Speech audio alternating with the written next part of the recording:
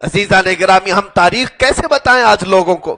جنگ آزادی میں 30,000 علماء اہل سنت کو درختوں پر لٹکایا گیا تھا، دلی سے لے کر کشمیر تک درختوں پر علماء کو لٹکایا گیا تھا۔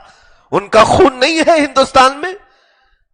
اور یہاں پر انگریزوں کے خلاف سب سے پہلے فتویٰ دینے والے علامہ فضل حق خیر آبادی، جن کا نام تک نہیں لیتے یہ ظالم، آج دلی کی جامع مسجد میں آپ نے سب سے پہلے فتویٰ دیا تھا انگریزوں کے خلاف، ان سے جہاد کرو، اور اس فتوے کی پاداش میں سزا میں آپ کو کالا پانی کی سزا دی گئی۔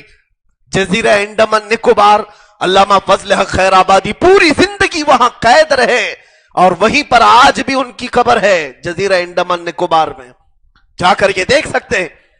ہندوستان کا ایک آئی لینڈ ہے، وہاں پر پوری زندگی ان کو قید کیا گیا۔ اور علامہ کفایت علی کافی، جن کو جیل میں رکھا گیا، عنایت احمد کاکوری، یہ وہ علماء ہیں جن کی کتابیں آج عالم کورس میں پڑھائی جاتی ہیں۔ عالم نہیں بنتے اب تک جب ان کی کتابیں نہیں پڑھتے ہیں۔ اور علامہ کفایت علی کافی کو بھرے چوراہے میں لا کر کے انگریزوں نے پھانسی پر چڑھایا، سولی پر چڑھ کر کے بھی آپ نے گلے میں پھندا ہے تب بھی لوگوں سے کہا تھا، اور اپنے آخر میں ایک نعت بھی گنگنائی تھی۔ نعت بھی حضرت کفایت علی کافی رحمت اللہ تعالی علیہ نے سارے لوگوں کو میسج دے کر کے کہا تھا، بلبلیں اڑ جائیں گی سونا چمن رہ جائے گا، بلبلیں اڑ جائیں گی سونا چمن رہ جائے گا۔ اور پھر یہ کہتے تھے، اطلس و کم خواب کی پوشاک پہ نازا نہ ہو، اس تنے بے جان پر خاکی کفن رہ جائے گا۔ اور آخر میں انہوں نے یہ سب کو میسج دیا تھا۔ اسی طرح اقبال کے یہاں اشعار گونجتے ہیں، سارے جہاں سے اچھا ہندوستان ہمارا۔